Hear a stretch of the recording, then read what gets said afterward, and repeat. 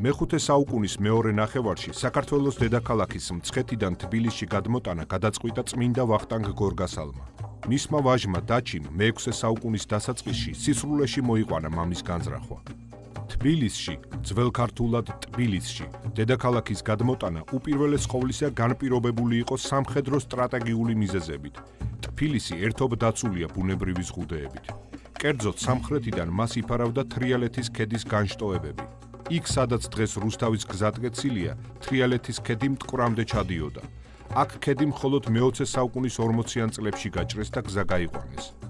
დასავლეთით თბილისს იცავდა სოლოლაკის ხევი, თაწმინდის ფერდობი, ნიაღვრის ხევი, ვარაზის ხევი, საბურთალოს ჭაობები და ისევ თრიალეთის ქედის განშტოებები, რომელთა გაჭრის შედეგადაც გაჩნდა თანამედროვე გაგარინის ქუჩა, თამარ მეფის გამზირი და მტკვრის მარჯვენა სანაპირო. მარცხენა მხრიდან თბილისს მტკიცე ზღუდად ერტყა მდინარე მტკვარი.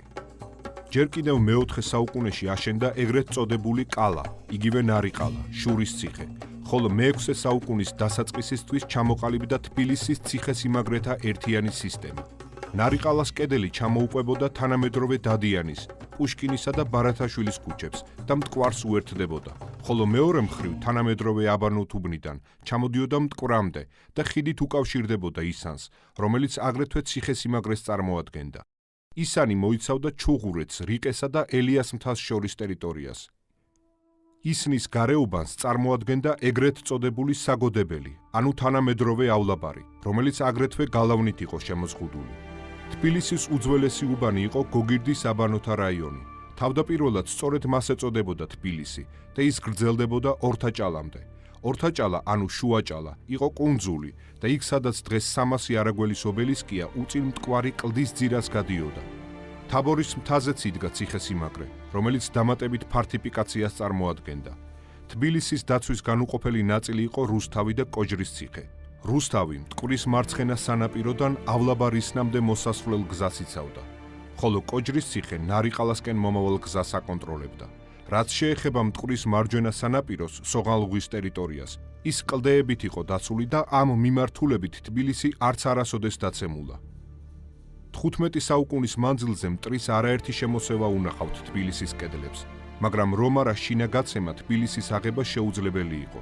627 წელს თბილისს თავს დაესხა ბიზანტიის იმპერატორი ჰერაკლე კეისარი და ხაზართა ხაკანი ჯიბხუ. ჰერაკლეს მანამდე დაპყრობილი ჰქონდა სირია, კაბადოკია, სამხრეთ-დასავლეთ საქართველო, ხოლო ხაზართა ხაკანს დარუბანდი, თანამედროვე აზერბაიჯანი და კახეთი. ჯაბღუ ხაკანი ჩრდილო-აღმოსავლეთიდან, ხოლო ჰერაკლე კეისარი კი სამხრეთ-დასავლეთიდან მოადგნენ თბილისს. ქალაქი სრულ ალყაში იმყოფებოდა თითქმის 6 თვე, მაგრამ მისი აღება შეუძლებელი აღმოჩნდა. 627 წლის მიწურულს ჰერაკლემ და ჯიბღუმ ალყა მოხსნეს და სპარსეთისკენ გაეშურნენ. ჯარმა, რომელმაც თბილისი ვერ აიღო, მიწასთან გაასწორა სასანიდური ირანი. 628 წელს ხელახლა დაარტყეს ალყა ხაზარებმა თბილისს და 2 თვის თავზე შინაგაცემის წყალობით მოახერხეს ქალაქში შეღწევა. 735-38 წლებში თბილისი აიღო მურვანყრუმ და აქ საამირო დააარსა. მიზეზი ის იყო, რომ თბილისელებს პრაქტიკულად წინააღმდეგობა არ გაუწევიათ. მერვე მე-11 საუკუნეების თბილისის საამირო მსოფლიო მნიშვნელობის სავაჭრო ცენტრს წარმოადგენდა და ამ პერიოდში ის მხოლოდ ერთხელ დაეცა 853 წელს, როდესაც არაბმა სარდალმა ბუღათურქმა ქართველთან დახმარებით სძლია თბილისის არაბ ამირას საჰაკს. 1022-1051 წლებში საქართველოს მეფემ ბაგრატ მე-4-მ რამდენჯერმე სცადა თბილისის დაუფლება, მაგრამ მიუხედავად ადგილობრივ მოქალაქეთა მხარდაჭერისა, ისნის ციხის აღება მაინც ვერ შეძლო. 1045-1122 წლებში თბილისი ქალაქი რესპუბლიკა იყო და მისი აღება თვით დავით აღმაშენებელმა მხოლოდ თავისი მეფობის 33 წელს, 1122 წელს შეძლო. მე-12-მე-20 საუკუნეებში საქართველოს დედაქალაქი თბილისი რამდენჯერმე დაეცა და კვლავაც მხოლოდ და მხოლოდ შინაგაცემათა წყალობით.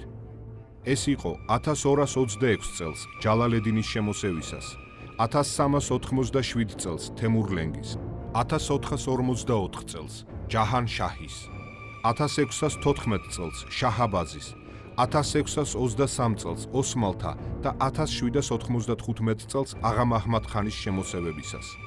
1921 წლის 25 თებერვალსაც დაეცა თბილისი, როდესაც შულავერის კომიტეტის წევრ ქართველთა წინამძღოლობით თბილისში შემოვიდა რუსული არმია. მე-12-მე-20 საუკუნეებში თბილისის აღება მხოლოდ ნარიყალას მიმართულებიდან ხდებოდა.